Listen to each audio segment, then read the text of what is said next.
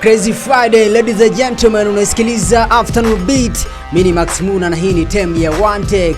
Story ambayo ilipop sana last week ni issue ya mrembo Gachi kumind rafiki yake Yami kumchukulia bwana wake. Mambo yakawa mengi baada ya machapisho ya Gachi. Yami hakuweza kulivungia, alienda polisi kumfungulia mashtaka Gachi. Na kinachoendelea sasa hivi ni steam like, yo Gachi, pole sana mwanangu kwa moment ambazo zilitokea. Naona mlienda polisi na vitu kama hizo. Vipi hali ipoje na pengine mmeamalizaje Gachi? Asante sana. Kama mlivyoona kila kitu walimaliza mawakili. Lakini sina cha kuongea zaidi, nachoweza kusema mengine tumwachie Mungu. Mungu ndio mwamuzi wa kila kitu. How do you feeling sasa hivi? Hali yako kwa ujumla ikoje? Tumesamee kuhusu Yami na pengine kipi umejifunza zaidi kwenye moment ambazo zilitokea kwa Gwan? Sitaki kuelezea chochote kuhusu kusameheana au kitu nimejifunza. Ndio maana nimesema tumwachie Mungu. Mungu ndio hakimu wa yote. Sisi binadamu ni viumbe tu. Mungu yeye ndio anayehukumu. Kwa hiyo tumwachie Mungu. Yes, tumwachie tu Mungu. Siwezi kuongelea hili jambo tena. Kama mlivyoona jinsi lilivyoisha ndivyo lilivyoisha. Lakini mengine tumwachie Mungu ndio hakimu. Sisi binadamu ni viumbe wake tu. Mimi nachoweza kusema tu labda kwa sasa mashabiki zangu wakae mkao, muda wote wasubiri tu ngoma kali. Yes. Sitokaa kinyonge kwenye swala la muziki. Mimi sasa hivi kitu ninachoweza kusema, kitu pekee ninachoweza kujibu kwa vitendo au kitu ambacho yani sitaki sasa hivi kuongea sana, kuzungumzia kuhusu watu wengine. Yani mimi sasa hivi watu mashabiki wategemee kazi nzuri kutoka kwangu. Yani kazi zangu ndio zitajieleza in short. Yani let me make it clear this. Kazi zangu ndio zitajibu kila kitu, nitajibu tu kwa vitendo kupitia kazi zangu, all that.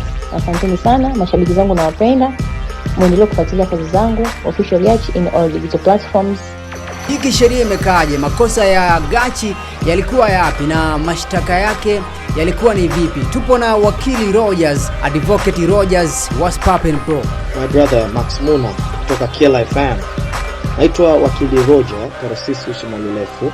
Ni wakili wa kujitegemea ambaye nipo Wintrust Attorneys, tuko hapa Dar es Salaam. Mimi ni wakili namba 2 ambaye wakili namba 1 alikuwa wakili kiongozi Juma Habibu Mbwambo. So nimepokea swali ambalo umeuliza kuhusu issue ya Gachi na Yami. Kwa muda ambao unazungumza niseme tu kwamba kama tulivyoanza kuzungumza hivi majuzi kwamba shauri hili limefika tamati kwa asilimia kubwa. Pande zote mbili zimeweza kukubaliana na tuna imani amani na upendo ambao ulikuwa kati yao unaweza ukarejea na wakaendelea na shughuli zao. Sasa kuhusu kisheria hii shughuli kwa imekaaje? Kisheria napenda kutumia pia huu wakati pia kutoa elimu kwa jamii kwamba sheria yetu ya Jamhuri ya Muungano wa Tanzania ipo kulinda utu, ipo kulinda amani na ipo kulinda faragha ya watu binafsi. Na hii ni kutokana na ibara ya 16 ya Katiba ya Jamhuri ya Muungano wa Tanzania ambayo ipo kulinda utu na kulinda ubinafsi au faragha ya mtu.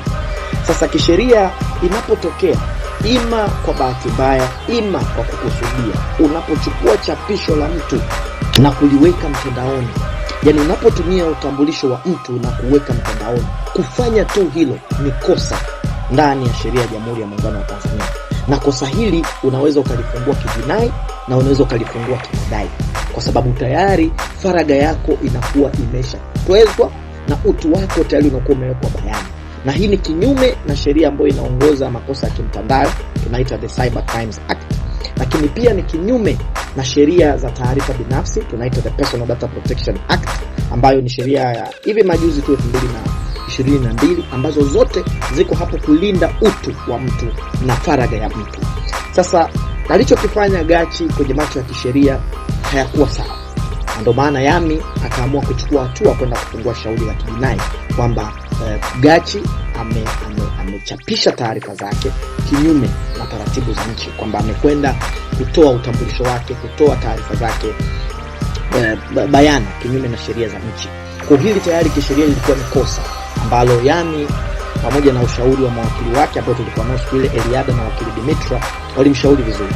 Baada ya hapo Gachi akataka kupata uwakilishi, na sisi tulisimama kidete kumwakilisha mteja wetu, kwa sababu kosa ni lazima lithibitike kuwa kosa kulingana na ibara ya 16, ibara ya 13 ibara ndogo ya 6 namba 1, kwamba lazima kosa lithibitike. Kwa hiyo tulikuwa tuna jukumu la kumwakilisha mteja wetu, na tulilifanya hivyo kwa weledi na kwa nguvu kubwa, na mpaka tukaweza kufanikiwa kwamba mteja wetu akaona haina haja ya kuendelea mbele, tulimaliza hili, na upande wa Yami pia walikuwa tayari kujibu hili, na walikubali kufika mezani na tukafanya makubaliano, ambayo makubaliano yakapelekea basi watu hawa kuwa na mapatano, kuwa na amani na shauri hili kuisha. Na hili tulifanya sisi. Ifahamike kwamba si jeshi la polisi ndio lilitaka tufanye makubaliano, hapana. Ni sisi ndio tuliona kwamba kuna haja ya kwenda kukaa na mshtaki kwamba tuweze kumaliza hizi tofauti zetu na hizi changamoto zetu.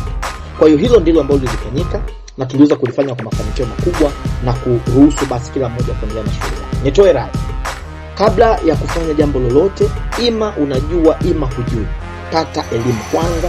Kwa leo niseme tu, usichapishe taarifa ya mtu iwe kwenye mtandao wako wa WhatsApp, Instagram, Twitter, kokote bila yeye kuridhia. Na hili sio tu chapisho, hata text messages, picha, utambulisho ni kosa.